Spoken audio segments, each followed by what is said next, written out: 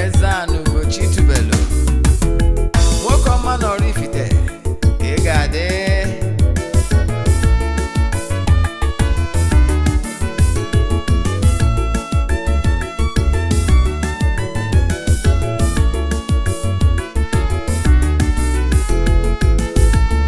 Ọdịnala bụ eziokwu,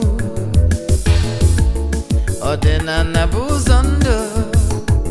Ị ma na o nwere olu na-eti mkpu na-asị ụmụ Igbo chigharịa, ụmụ Igbo chigharịa. Kwa mbọsị ọ na-eti, n'ụtụtụ n'abalị ọ nọ na nkuzi. Eze-Ana, Eze-Ana ugochitubelu, onye ọma na oraifite, onye mgbasa ozi, ozi ọma ọdịnala gaba n'iru. Eze-Ana ugochitubelu, onye mmanya ji eme ọnụ. Ọdịnala bụ ụzọ ndụ, gaba n'iru.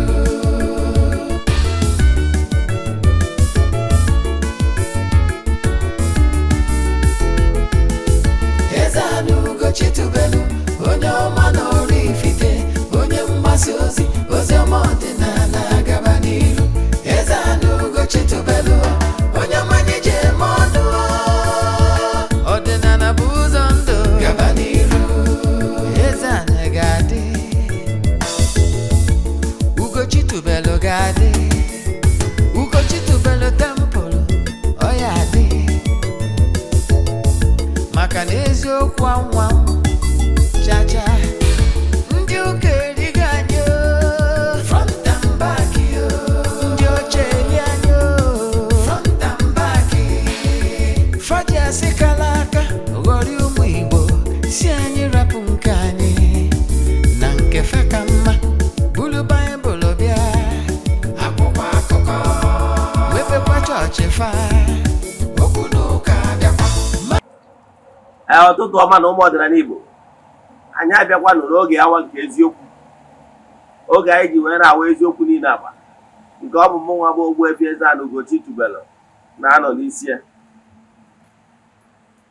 Maka ndị ọ bụ tata bụ izizi ha na-esonyere m n'Eziokwu TV Plus maọbụ na agba social media platforms, kpọọ m Ogbuefi Eze-Ana ugochitubelu na oraifite. Abụ m onye isi nchụaja ugochitubelu ọdịnala temple. Anyị na-agba afa miri emi, dịkwazị ọrụ mmụọ dị iche iche. Abụkwazị m onye nchụaja na ọdịnala Restoration Evangelical Mission, bụrụkwazị onye mgbasa ozi ọdịnala Igbo. So you can call me an ordinary evangelist, I will answer. My mission is to help people live better life. N'isiokwu nke ụbọchị taa, isiokwu anyị bụ Signs of a Cold One Part 2. Signs of a Cold One Part 2. Ejiri mara onye akpọrọ ọrụ agba nke ịbụọ ya. Anyị wee na-ekwu na cold ones bụ onye akpọrọ ọrụ. Ihe eji ama onye ọbụla akpọrọ ọrụ agba nke ịbụọ ya ka anyị ji bịa. Mana before anyị gaa n'iru, ọkwa dị mkpa. Echefuna na aja anyị na-achụ kwa ọnwa nke ọnwa a June amalitego. Ị nwekwara ike isonye na aja all over the world, ebe ọ bụla ị nọ, maka na ike Chukwu zuru mba dum. Aja mbụ n'elu, aja ịpụta ihe, aja esigoro na ebu n'imirikiti elu, mana anyị anaghị eshow testimony na social media. You know why? Ọ bụrụ maka ihe anyị ji wee bịa. Anyị anọkwa eshow ihu ọrụ. Sesọ ndị sonye na ya bụ aja ga-enweta ihe onyonyo maka ya bụ aja na their WhatsApp numbers only. Echi isonye na aja, ihe anyị na-eme uri ga-forward ya 3 prayer requests, mee token donation to the account number. Chat them na WhatsApp, I'm going to other details I need for you in order to book you. This ụtụtụ eje go rim na temple chụọ aja ka ọfọ kwubi okwu n'isi ndị ga-esonye live. anyị malitere ịchụ aja ihe karịgoro 2 years. O nwere ndị na-esonyere anyị na aja na nsọtụ ụwa dum. O nwere ndị na-abụ na every January ka ha ga-ebu throughout the year ka ha dị sure na ha skip within 1 month. Ụbọchị nchịkọta ya anyị ga-eje na mmiri kwara ihe ọnụ na-eri jee chụọ aja n'isi mmadụ dum. Anyị gbagọta na temple chụọ aja ihe mme to entities of powers n'afa mmadụ dum. Anyị gazie n'ebe nchụaja gbuo ebule chụọ aja wee mee saraka na ha mmadụ dum. Nwanne chụba aja maka na ike dị na aja na-achụ n'ụzọ maka na igwe ike. Isi isonye na anya bụ aja ma ọ bụ na o nwere ajụjụ ị ga-enwe na nkụzi a na-akụzi taa, chaatị m na WhatsApp 0805 78 37672. I repeat 0805 78 37672 ma ọkwa 0813 82 43 871. I repeat 0813 82 43 871. Ọ bụrụ na na-esonyere anyị n'Eziokwu TV Plus na ya na screen gị ga-afụ nọmba. Ọ bụrụ na na-esonyere anyị na YouTube na ya na screen gị ga-afụ nọmba. Echefukwala, ọ bụrụ na ị na-awọchị anyị site n'Eziokwu TV Plus, o nwefe any reason na NEPA were ọkụ na-enwe reason na ịwọchịchara ya, mana ị chọrọ ịwọchị ọzọ in full ma ọ nkụzi niile anyị na-akụzi n'ọdịnala Igbo, jee na my YouTube channel Ogbuefi Eze-Ana ugochitubelu ịwọchị ya. Now ka anyị gabazie n'iru na nkụzi anyị ji wee bịa. Ka ị na-esonyere anyị na-emetụ aka na share button na-agwa ndị mmadụ gbasara our administration. Ka ị na-eme nke aka Chukwu Okike pụrụ ime ihe niile gọzie gị ma gọzie nwoke. Ka anyị gabazie n'iru na nkụzi agbara ọkpụrụ.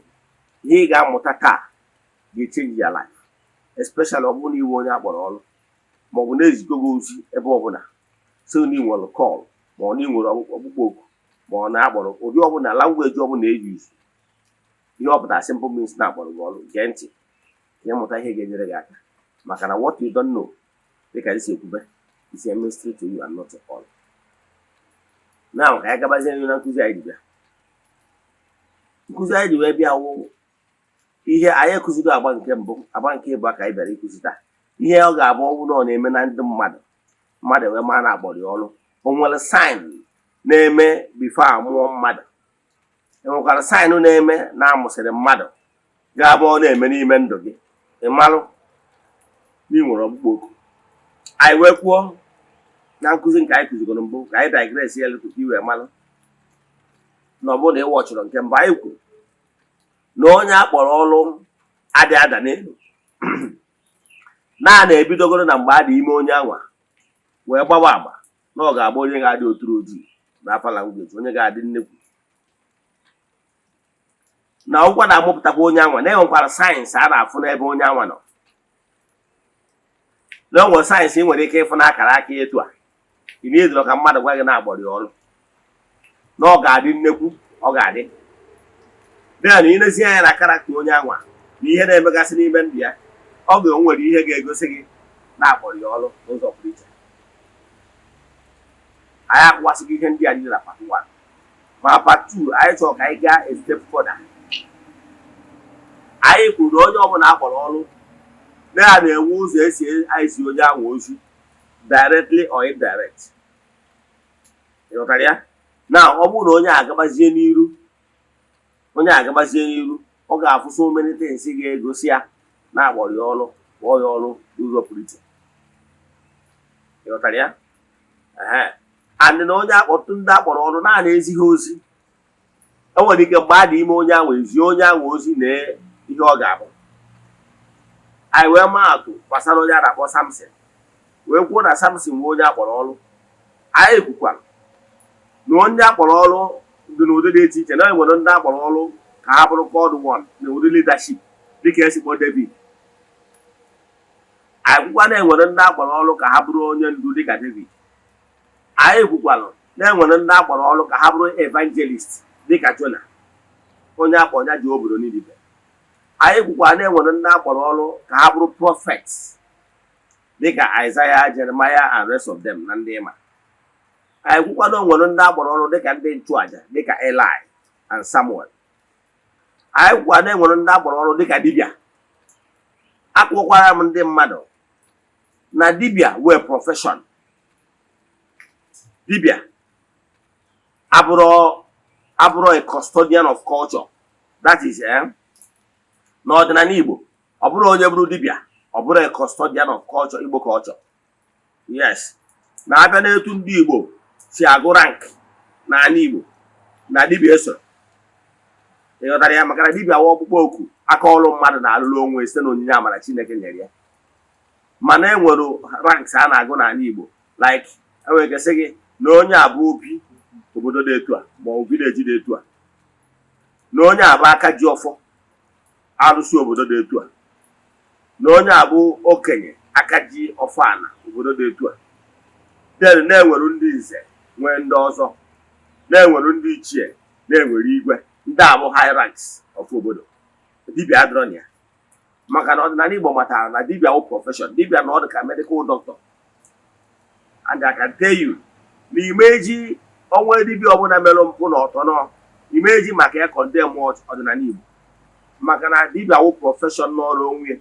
Ị ga-eji dọkịta onwe dọkịta je na-eke ime na-eme mpụ na ọtọ ihe eji wee condemn zie doctor physicians as a profession. Will you do that? The answer is no. Etu a ka ọ dị na so dibịa wụ ọkpụkpọ okwu n'ọrụ onwe. However, achọrọ m ka address ya ndị bụ called ones only. Ọ bụrụ na ewe called one, yes, ọnụ maka m chọrọ ka m gwa okwuta, especially ndị akpọrọ ọrụ n'ụzọ pụrụ iche ka ha nọ n'ihu ọrụ ha. So akọwago m ya digress from part 1 anyị kụziri. Na part 2 anyị na-akọwazi bụ na ọ bụrụ na akpọrọ gị ọrụ na-enwere ihe ị na-agaghị ime, so na ọ bụrụ taa ka agbawara ndị mmadụ, like onye nchụaja a na-akpọ Samuel na-akpọrọ ya okwu bido n'afọ nne ya. Ịghọtara ya? Now ka esi wee kpọọ ya okwu, echefuna etu esi wee mụ ya na Samuel na onye bụ nne ya bụ Eli, nne ya bụ Ann, mana Eli fụrụ nwunye ya bụ Anna n'anya. Anna bụ the second wife. O wee bụrụ na a na-amụtara nwa, di ya wụkwara onye nchụaja bụ Eli, na-agba maka nwunye ya ọ fụrụ n'anya mụta nwa, ma nwunye ya mụtara nwa. O nwere mmemme a na-eje na mmemme Shilo, annual event, mmemme a na-eme once in a year, etu anyị si eme na temple. Ọ mmemme dị etu a ka nwaanyị a na di ya bịa. O wee jee n'ebe nchụaja ka oge o luru ka onye ọbụla ji eyọ ihe na-akpịa. O wee ruo ebe anwa bido bewa akwa mawa jijiji, gwawa Chineke etu o si wee dị ya n'obi. High priest Eli wee fụ ka ọ na-ama jiji, wee jụọ ya, Anna, kere ụbọchị ibido ọṅụma mmanya? O wee sị ya, nna m ukwu na ọnwa ọkwọ mmanya ya ṅụrụ, kama na etu o si dị ya n'obi ka ya ji wee bịa n'ihu Chineke ka ya tọwa obi n'ihu Chineke. Eli nnukwu onye nchụaja wee metụ ya n'obi, o wee sị ya, Anna, ngwa na n'udo ka Chineke mezuoro gị ihe ịyọrọ ya. Anna wee na n'udo, ya na di ya wee mekọ. Anna wee dị ime wee mụọ onye a na-akpọ Samuel. Samuel simple means nwa ayọtara Chukwu n'ayịyọ. Ị na-ege ntị? So wee mụọ ya bụ Samuel. Mgbe ya bụ little Samuel na-etolite, o wee sị ka ya bụ Samuel ka eje kpọnyekwa ya bụ Samuel, maka na ya kwenyesiri ike na Samuel na-akpọrọ ya okwu. Yes, n'ihe ya na-afụ na-eme n'ime ndụ mgbe ya dị ime chi na ya mụọ Samuel, na ya kwenyesiri ike na-akpọ Samuel maka ihe na ya ga-akpọjekwa ya n'ụlọ nsọ ka eme ntọọ ya by high priest ka ọ gbaa odibo. Ịma na ana m agwa ndị mmadụ, akpọgoro gị oku, ị ga-agbarịrị odibo a na-akpọ mentorship. Ọ bụrụ na ị gbara odibo na-eme ntọrọ gị, ị ma wee professional, and usually of professionals bụ ndị na-asọsidi n'ihe ọbụla ha na-eme in life. So wee bụrụ na-akpọje n'ụlọ nsọ ka ọ eme ntọọ ya bụ Eli. N'ụlọ nsọ ahụ ka ya na Eli nọ otu ụbọchị, ụla ka ọ na-achọ ka ọ lahụọ, mana gezie ntị ka agụpụtara ya n'akwụkwọ nsọ. Mgbe njọ ka agụpụta ya na Baịbụl, maka ndị na-asị olee nga ọ dị n'akwụkwọ nsọ. Ịghọtara ya? Atarakwa m ụlọ, maka na-esokwa m, o nwere mgbe nsokwa ndị eriri eri, ndị na-ahụ ihe ọbụla ị gwara ha sị gị olee nga ọ dị n'akwụkwọ nsọ. So gị nwa bụ onye olee nga ọ dị n'akwụkwọ nsọ, gee ntị ma gee ntị nke ọma. Ihe anyị agụpụtara gị Samuel, 1 Samuel chapter 3 from 1 to 18. Ya gazie. So gụpụtara anyị ya. 1 Samuel chapter 3 from verse 1 to 18. The boy Samuel ministered before the Lord under Eli. In those days, the word of the Lord was scarce, and visions were rare. Verse 2. One night, Eli, whose eyes were becoming so weak that he could barely see, was lying down in his usual place. Verse 3. The lamp of God had not yet gone out, and Samuel was lying down in the house of the Lord, where the ark of God was. Verse 4. Then the Lord called Samuel, and Samuel answered, Here am I. Verse 5. He ran to Eli and said, Here am I, you called me. But Eli said, I did not call you. Go back and lie down. So he went back and lay down. Verse 6. Again the Lord called Samuel. And Samuel got up and went to Eli and said, Here am I, you called me. My son, Eli said, I did not call you. Go back and lie down. Verse 7. Now Samuel did not yet know the Lord. The word of the Lord had not yet been revealed to him. Verse 8. The third time the Lord called Samuel, and Samuel got up and went to Eli and said, Here am I, you called me. Then Eli realized that the Lord was calling the boy. Verse 9. So Eli told Samuel, Go and lie down. If he calls you, answer. Speak, Lord, for your servant is listening. So Samuel went and lay down in his place. Verse 10. The Lord called Samuel again, and Samuel answered, Speak, for your servant is listening. Verse 11. And the Lord said to Samuel, See, I am about to do something in Israel that will make the ears of everyone who hears about it tingle. Verse 12. At that time, I will carry out against Eli everything I spoke against his family from beginning to end. Verse 13. For I told him that I will judge his family forever because of the sin he knew about. His sons, he knew that his sons were blaspheming God, and he failed to restrain them. Verse 14. Therefore I swore to the household of Eli, the guilty of Eli's house will never be atoned for by any sacrifice or offering. Verse 15. Samuel lay down until morning, then opened the doors of the house of the Lord.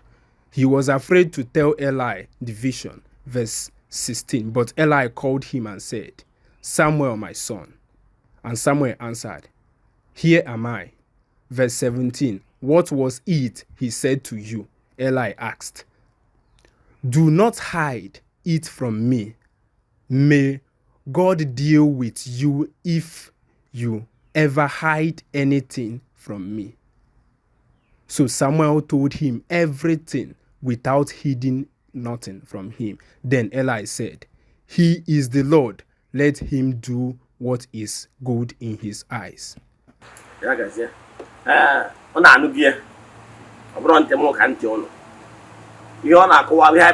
First Samuel chapter 3, 1 to 18. Ọ kọrọ akụkọ egbeletu Samuel dịka onye akpọrọ ọrụ, dịka gị nwa bụ onye akpọrọ ọrụ. Ọ bụrụ na akpọrọ gị ọrụ, ịbụ na isi na niile claim na akpọrọ gị ọrụ, ụfọdụ ndị mmadụ na-claim na akpọ ha ọrụ na ha need mentorship. Foul. Ọ bụrụ na akpọrọ gị ọrụ, ịjụ na eme eje ka eme ntọ gị, ị ga-eme ọtọnọ. Ị ga-lose some connectivity, ị kwesịrị connect with ụmụ mmụọ maka na dibịa anara agwụ onwe ya. A ga-akụziriri, a ga-ementoriri. So little Samuel a nne ya mgbe ọ na-etolite maka na agbọrọ ya ọrụ, nne ya onye ghọtara how things work, o jere ya nnukwu onye nchụaja ka ọ zụọ ya. A na-akpọ ya ọzụzụ. Ọzụzụ a ka o jeziri ka a zụọ ya n'otu ụbọchị. Ọ nọ n'ebe nchụaja dinara ana ka ya lahụ ụra. Unu kpọọ ya Samuel.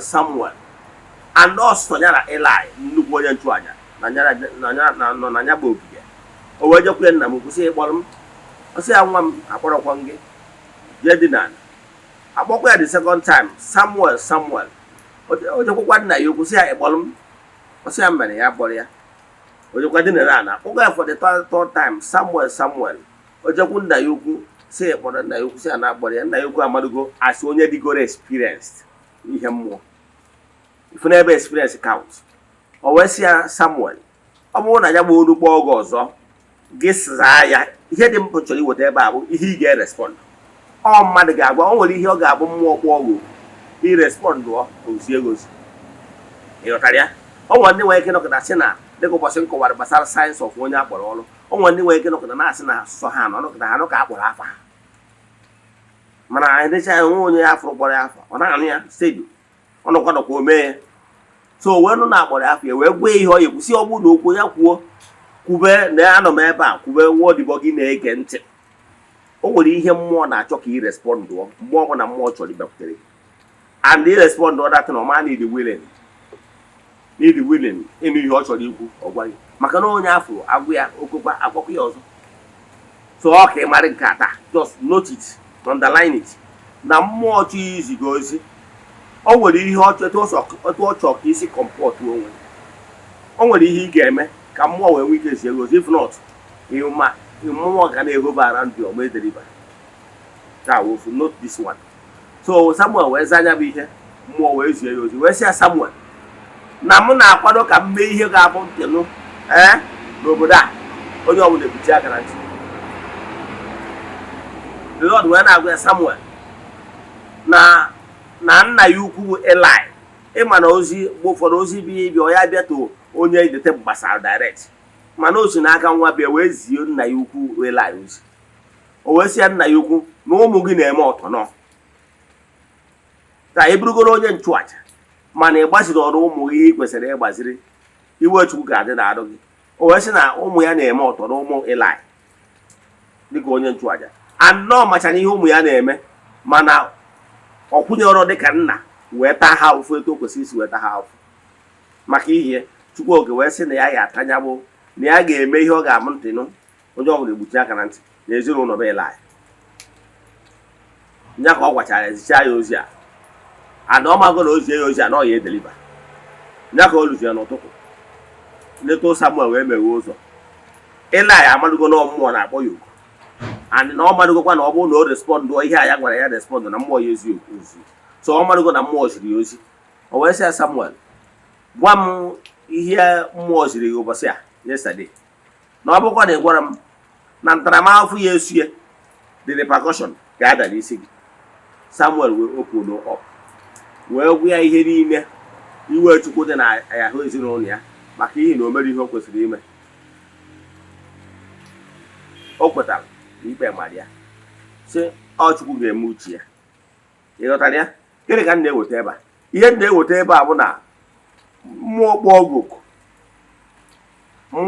oku, and na mmụọ kpọrọ gị oku i mere ihe a sị gị mee, ihe a punishment, and mmụọ kpọọ gị oku nwere ihe ị ga-erespond. Amara m ihe ị na-pass through gị nwa bụ onye akpọrọ, mana ihe m na-achịkọwala gị na ọ bụrụ na akpọrọ gị oku na ị nwere call, I will advise you, believe in me, I will advise you kpọkuo chi gị na ezumezu na mmụọ niile kpọrọ gị oku gwa ha na ikwetago, mana ihe na-ayọ ha biko ha direct ya gị ka onye ga-eme ntọ gị. It's only professionals that make money. Kwa ka they make ego, I can tell you. It's only when you are at best, when you are good at what you are doing, you will start making money. Past don't make money. So ị na-achịkọwala gị ebe ahụ na ọkpụkpọ oku dị ya, ị nwere ọkpụkpọ oku, ị need mentor, onye ga-akụziri gị one or two ka ị wee nwee ike wee dee ude, because ịmụta nke ya ịmụta n'aka nna gị ukwu, grace sozi gị adịzie nke o ji kpọwa oku, ị nwere ike ịka nna gị ukwu.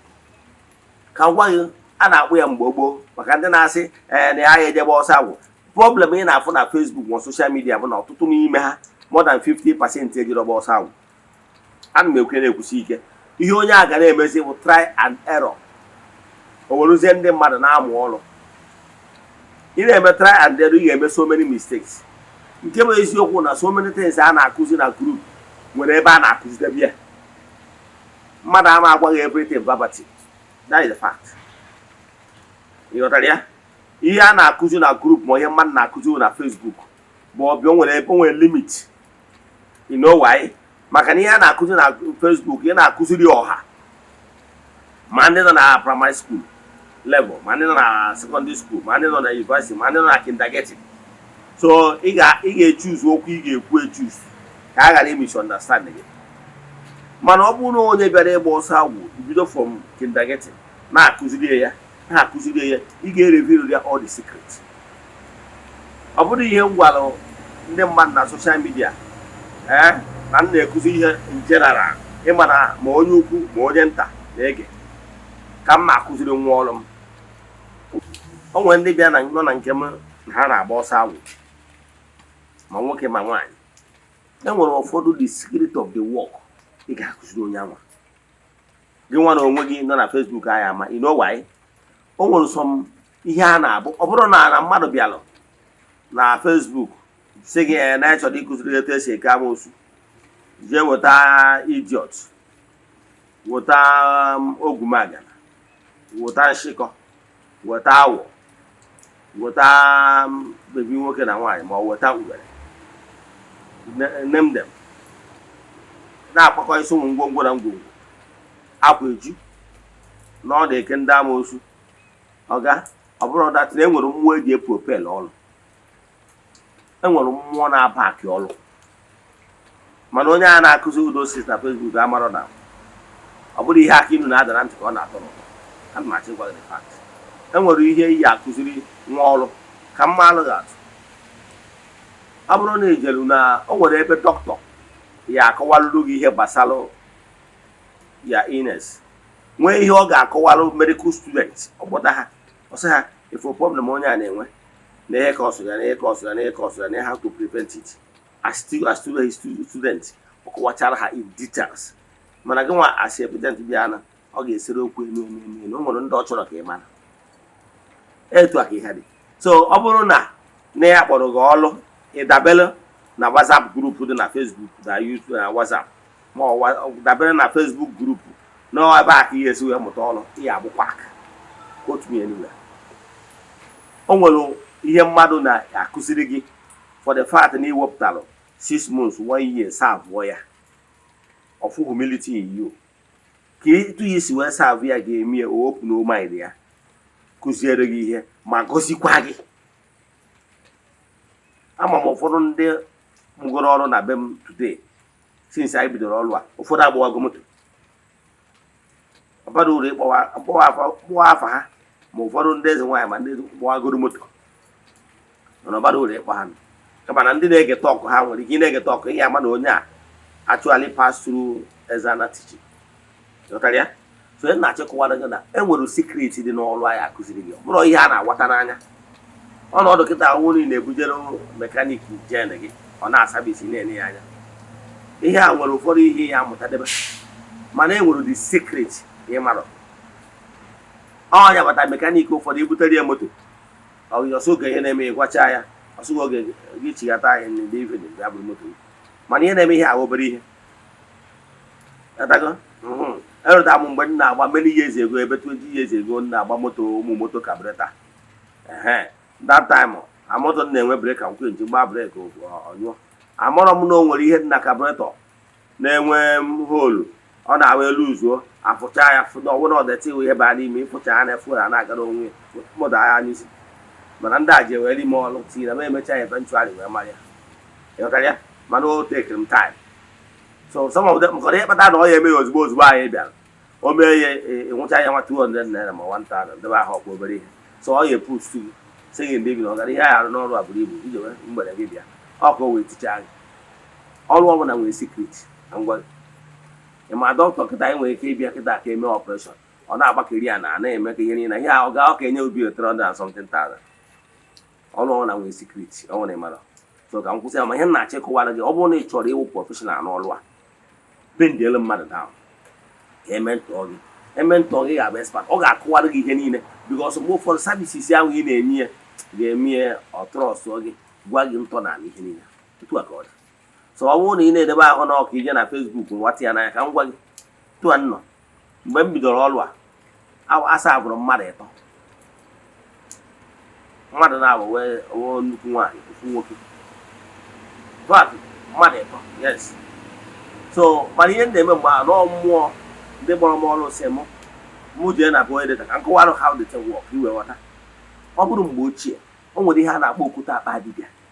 Mgbe my grandfather nọ, my father nwe onye na-asa abịa o jee ịkpata mgbọrọgwụ n'ọhịa, ọ gbara ọsọ nwa ngwa bịa bikotarị ya akpa oru ọsọ ngwa lee mgbọrọgwụ dị ụtọ ngwa pụta na nke a ka eji eme ihe a ogosi gị igbutie nyawa nwa okenye akwụ na-ene gị igbutie ọsọ na nke a ka eji eme nke ka eji eme nke ọsọ gị tinyere akpa etinye na akpa ojeekwa ọkata ahịhịa ọsọ gị ma ahịhịa dị efe nsị ya mba ọsọ na ahịhịa wa ahịhịa nke ọrụ ka ọ na-agbụziri gị nwere idea ọkụ rụchara gị ihe niile ọrụ ndata ọ na-arụ ihe n'ọrụ ọsọ ngwa jee bute nzu jee weta nka ọrụ ihe ahụ bụ ike ị na-agba. O nwere mgbe ihe eruzi ọnwụ na nna gị akatago nnukwute ahụ obinye gị aka n'ọfọ ka ị kọntinuo o nwere ka ọ na ọzọ na-enede gị n'ihe na-alụ ịghọtara ya. Etu a ka esi agba mgbe gboo mana oke ezampụ mgbe nna m na-anwụ o were ọfọ wee nye nna m mana nna m jewara ụka wee tufuo onye ọnwa ọfọ so na ọma alụ ịghọtara ya. So ihe nna achịkọwala gị bụ na mgbagbo a na-akpọ ya okwute akpa dibịa onye ahụ ụfọdụ dibịa nwere ike ife ọ na-ejegoro ọrụ ife onye ọzọ ga-eso ya n'azụ. Etu a ka ọ dị onye na-amụ ọrụ dị ya ahụ. So mana abịaziri luto na-abịago rie ọtụtụ famili emere ọdịnala befa enwere ọsọ continuity. So o nwere ike abịazi o nwere ike ọ bụrụzie nwa ya etolitekwasị dachi agwa adịbe ha eserite na o nweziri ike nne ya kwesịrị ọ bụrụ na nne ya mụtara ọrụ n'ọnụ nna nke ya nwa nwee ike kụziere nwa ya ma luto na nne ya esiviago the gap enwere ọsọ continuity. That ihe nwatakịrị anyị emezi bụ na echi ọrụ ahazi nwere ike n'ezumezu nwere ike ili idigute another person na-emekwa datị ndị ha nna ha mere ebezi ọ na-akụziri one or two.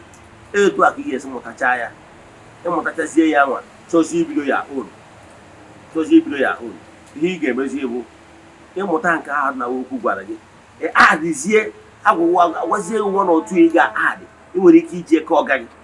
Example ọ bụrụ ihe niile m mụtara n'aka ndị m mụrụ ọrụ n'aka ha etu ha si alụ rụta o nwere ndị etu si alụ bi ụfọdụ ihe mechaa ụmụ mmụọ sị mba m si etu alụ m wepụ nka m tinye nka ifo na enwezi m unique way m ji alụ some of those work na ọ bụrụzie exactly what it did just mean that na copy from ha babati bụrụ exactly etu ha si eme ka si eme mana I can tell you ọ bụrụ ka m wee proud onwe m but I can tell you bụrụkwa ka m wee ọbụrụ out of pride and I can tell you na mmadụ ete anwa m mụrụ ọrụ n'aka ha today by grace of God aka gị mana etu m si wee mụnya bụ ọrụ abụrụ na nke ofe nọ mbịa mụwe ya amụrụ m ọrụ n'aka ndị na-alụ oke ide mana mmụọ sị ma arụ na ya adị m alụ oke ide so mbịa amụrụ m nke anwa m chọrọ from you maka ụfọdụ ndị a na-alụkwa oke ide na-alụkwa ihe ụfọdụ so enwere ike mụrụ nke ahụ asị m nwe ndị mbịa na nke a na just 1 minute ịghọtara ya then mmụọ asị m n'ozugbo m jikwa na nke edo ha si wee gather that experience mana ihe my father would have taught me ma ọ bụrụ na ọsọ abụrụ nna ya ọfụma. Ihe na-achịkọwala ogbe etu how things work. So ọ bụrụ na akpọrọ gị ọrụ be humble enough and o ji adị mma bụ na ọ bụrụ na ịgbara bọ ịdọ nwe onye nwunye ọga ihe ọ ga na-emewu onwe mgbe ọ bụla ịrụgidoro ọrụ ọgbado gị ịtụtụrụ fon ma ọ WhatsApp ọga o nwere onye mụrụ ọrụ aka ma ọ na Abuja ka ọ na-arụ na onye Ebonyi steeti ụmụ ụbọchị anakọta sendere meseji si m ọga na-ene ihe dị etu agwa m ya mee etu ihe m ji agwa ya etu a bụ na she won't serve me mana ọ bụrụ na onye ahụ asa agwụrụ gị na ọjọọ ọsọ onye gị na-efu na Facebook ị nwere ike ịkpa ya ọcha n'ụzọ ịkpakwa onye ọzọ ịghọtara ya etu a ka ọ dị because ọ bụrụ na mgbe anwa ihe ọga gị ji anyị ejide akụzi ihe na olota etu gị na-esi nọ etu isi savụ ya ọ gbara atụara ha pay your dues na-ege ntị mana ọ bụrụ na onye nọkọta nothing ịbịa pay homage ipere homage ọfọ kpaa gị o nwere ike gwa gị enu ọ ma gwa etu ọ ga-esudo gị anya ịgafere ọkpaa gị gafere adụmachi gwa nke eme o nwekwara ihe ọ ya agwaghị minor things mana e nwere ụfọdụ ihe ọrụ judi ebube ọma agwa gị so maka ngwa na-edebe ahụ na-ewatara ihe na anyị pụzie na social media na-eme try and error ịfụ na 5 years down the line na ebe ị kwesịrị ịnọ na ọ bụrụ na ị mụrụ ọrụ ọfụma na 5 years down the line ị kwesịrị ịnọ na top mana because na ị na-eme try and error after 5 years ị ka nọ na level of onye primary school maka ihe na-eme try and error and ndị niile anyị ji eme try and error will not bring customer to you tomorrow. So ihe na-achịkọwara gị bụ as onye akpọrọ ọrụ learn the importance of na-eji egbe ọsọ anwụ na be mmadụ abụrụ onye abụ na akpọrọ ọrụ ọ bụrụ eziokwu ka m gwazi ọnwa ntị ihe na-eme ndị mmadụ na ndị be anyị ara ekweghị agbapọ ha na-eme aka eto ịma ha many training ngagoro na ya when I was in Abuja. I got many training. Also, he helped me today. That time, almost every Saturdays. A manager training. A mentor as a resource person. A mentor in consulting service training. A manager was some of the trainings he was a certificates. Now, a manager is programming training. Even how to create websites. How to online importation, which when Abuja na Abuja, I'm from America, Manara Abuja na Atonata Ngwahia, who you have one over in Guano, use laptops. Use laptops, projector, we had a projectors and so many other things. Manara Abuja na even when Natarobuda Ibalolum, I'm a mother go the connection and how could huge amount of money. You know, for me, pass that knowledge. You have the contact companies in the those republished use items. And on Abuja, now twice in China. They need a man of most success computers, and mail charger, and mail adapter, that is laptop adapter, and mail all the accessories, even my mouse and rest of them. Manana Abuja, now from China. What do you have? What you don't know is already a mystery to you. But here I would train ninja. It's from China for the first time. Man, I don't need brother in China. Man, I know you get in or the cost or for itself. Look at okay, Koja. Man, can you go to how things work? Mentorship. On ya, but an easy company. From time to time, he would have a resource person or better train workers. From time to time, he's got training. He had a chicken acquire normal knowledge. He was in Ikea by Nika. Man, over there, master. No, it's only one ndị Igbo na-atị n'osi na eze onye agwana m na-ebu nsi n'ọgọdọ akụkọ ụmụnne ya mma akọwa ya eze onye agwana m owo don't tell me I have known it all. Even if the person carry shit, nobody will even tell you, because even if they tell you, say don't tell me I know it all. You know that? So open up on the wall, be humble enough to go for mentorship. It will not take anything away from you. That you understand that thing. And now if you go back, we add up to what you have learned. It will even make you to be more than your guy. Man, based na name amota. The man also the level of with the and for you believe on the training. 10 years you for that young.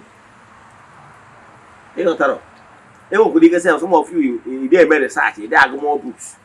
But I research more, I read more books. That is why you can water some new options. Even at those companies like Coca-Cola, MTN, name them. They keep on bringing innovations and upgrades. How when we can remain on top? Overall, on top, we should know how long will you last on top. It will get boom, if you do all bang, what over ego, bang, yo. Man, I want the popular trend. In week, Maloki, yes, we na Makare Buari. Uncle Seba, I won't even add you, Uncle Say, High Kusi, Tata Basalo, that will all part 2. He was a rema, and the importance of Guma, EJ, Kemen, Doggy. I want some certain things he needed, Ima Basaloa. Gabe Malo, a bromaster. Man, I won't a mother, a Bruce Leaf. Over here. Uncle Seba, I won't even add you, Uncle Sam, when they talk about our family. Send them a message in WhatsApp 0805 78 37 672. I repeat 0805 78 37 672. More than 0813 82 43 871. I repeat 0813 82 43 871. As I'm calling question in no one case you I go more for this in the friends of the temple. Here and it's in the children of the temple. And the reason is we ally our fans all over the world. As in Namaka Yemeron. As in Nakaka, I am one. I am one. One of the kitchen, but they tried their one. Or the one actually in the no Gawan case you. Ask him, no one where will you do a twat. And which I know you fool. You go the loan.